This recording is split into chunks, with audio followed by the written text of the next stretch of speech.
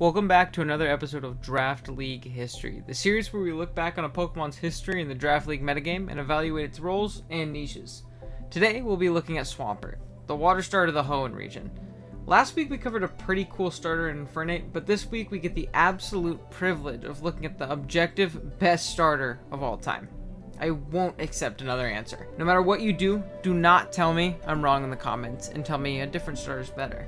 I would absolutely hate for you to feed the algorithm and push my video. As amazing as it is design-wise, that also doesn't guarantee it'll be good in the draft format. So today, we'll see if it can live up to my incredibly high standards. Considering both Swampert and Mega Swampert both have draft usage, this is looking to be a video jam-packed full of information. Make sure to buckle in. Big shout out to Trexo for suggesting this Pokemon in last video's comments. Be sure to comment which Pokemon you want to see next, as well as like and subscribe. It only takes a second, it's completely free, and it helps me out a ton. Alrighty, let's jump into it. Swampert's biggest strength would have to be its insanely bulky defenses.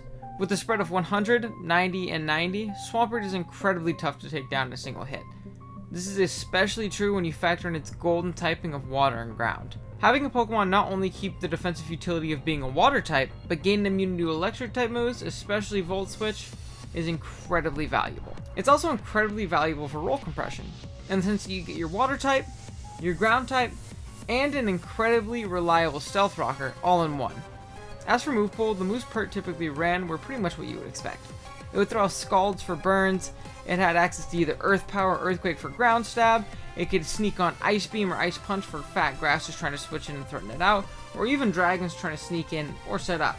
Utility or status wise where Swampert really shines. Obviously it has the aforementioned Stealth Rock and it was a phenomenal setter of them, rarely facing Okos even from stray HP grasses. It also benefited from moves like Roar to deter setup and spread passive damage via hazard, as well as Yawn, which could deter setup in a similar fashion by either forcing the opposing Pokemon out or forcing them to sleep at the end of the following turn.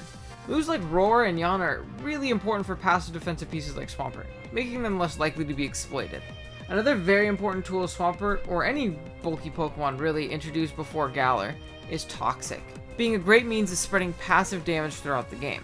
In conjunction with the potential of Protect, which not only stacks poison damage, but also helped provide Swampert with some more passive recovery from its leftovers, was great. Especially considering the lack of reliable recovery Swampert had as one of the biggest downsides to its move pool. Speaking of downsides, there's one pretty big one when it comes to the illustrious water and ground typing. That being that it doesn't actually resist ice. Now this isn't the hardest thing to build around, as you should have a solid steel type on your build regardless, and it'll typically resist ice. Or you can even slot on a fire like Arcanine to resist ice for you. It's just a nuisance to keep in mind when drafting Swampert or any of the other million water ground types, as your water type typically tends to be your ice resist. Speaking of which, when comparing Pert to those water ground types, it was better than most. While Quagsire and Gastrodon boasted reliable recovery and, well, recover, Swampert boasted two important distinctions above them. The first being access to Stealth Rock, and the second being naturally bulkier overall. Also, while not particularly fast, it offers a much better natural speed tier in 60. However, the last water ground type you see compared to Swampert, and usually the one most often compared to it, is Seismitoad. While Swampert again boasted higher natural bulk, it was now Toad that held two important distinctions that made it a superior bulky water ground type. The first was its ability in Water Absorb, which was much better than Torrent and especially better than Damp.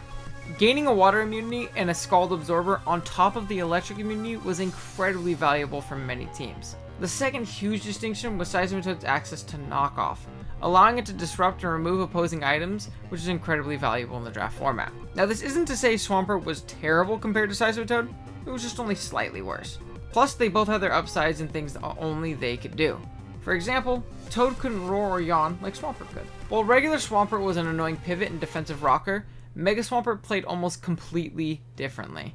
With a monstrous base 150 attack and the ability Swift Swim, which doubled its base 70 speed in the rain, Mega Swampert was one of, if not the most potent rain sweepers in the metagame. All Anchor Arms here threw off unmatched earthquakes, waterfalls, and ice punches. It especially appreciated common rain partner Ferrothorn, as not only did it pivot in on fat grasses very easily, but it also got spikes and rocks to chip down those fat grasses on switch-in, weakening them down in a range of a 2-hit KO from Mega Swampert. There were two issues when it came to drafting Mega Swampert Rain in ORAS. The first and smaller issue is how speed worked in ORAS upon a Pokemon's Mega Evolution. In Mega Evolution's inaugural generation, a Pokemon would not gain their new speed stat until the next turn, meaning Swampert was stuck with a base 60 speed tier opposed to 70 making it not outspeed even base 80 Scarfers and above with a Jolly Nature turn 1, or forcing Protect on the moveset in order to get a safer Mega Evolution off. However, this was a minuscule problem, and it didn't affect Mega Pert half as much as it did the other Megas in the format, like Beedrill. The real big reason we don't typically see Mega Swampert and ORAS is due to the fact that Politoed just isn't the best rain setter. Unlike Pelipper, who didn't get Drizzle until Generation 7, Politoed lacks any momentum, hazard removal, or reliable recovery. The lack of U-turn which Pelipper has access to is the true nail in the coffin. Not being able to get those free switch-ins to either your Mega Swampert or your other Rain Sweepers made it incredibly hard to position or use Rain well consistently. However, despite it not being the very easily splashable archetype we know today, Rain plus Mega Swampert was still very scary when used correctly. As mentioned before, when Sun and Moon rolled around, Pelipper gained access to Drizzle.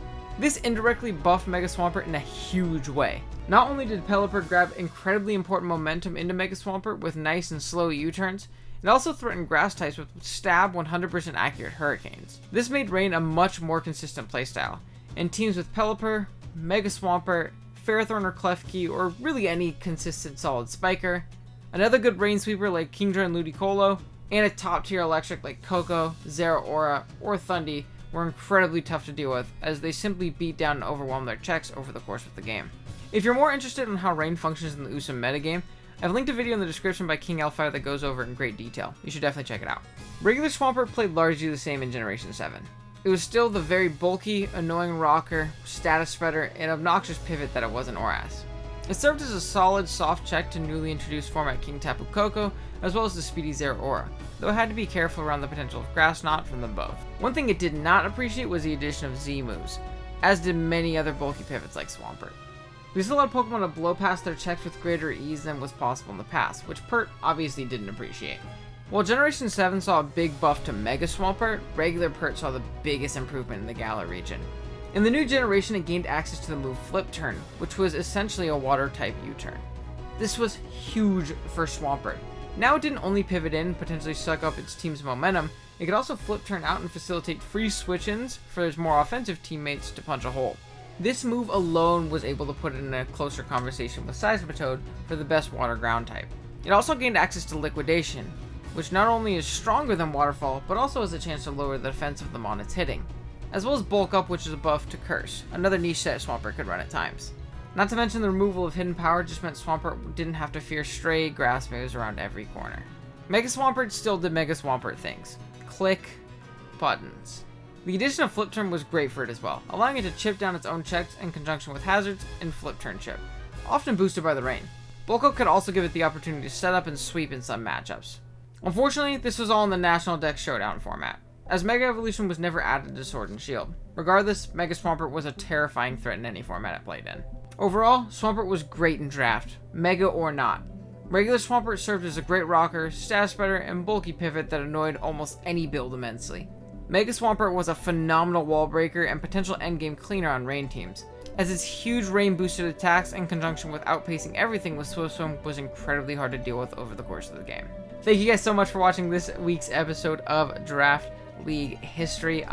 Swampert's one of my favorite Pokemon, obviously from the intro you guys probably heard, my favorite starter ever, so it was really cool to be able to talk about it today. It's a great Pokemon in Draft, so it really was a great suggestion by Trexo, so definitely leave me your suggestion for the next mon in the comments below. I'll definitely look into it. If a Pokemon gets multiple comments, like if I got 3 Greninjas opposed to 2 Swamperts, I would have done Greninja instead. So definitely comment down below, get your friends to comment down below, share the video with them, like, comment, subscribe, all that fun stuff. And yeah, I appreciate you guys' support as always. And I will see you guys in the next one. Later.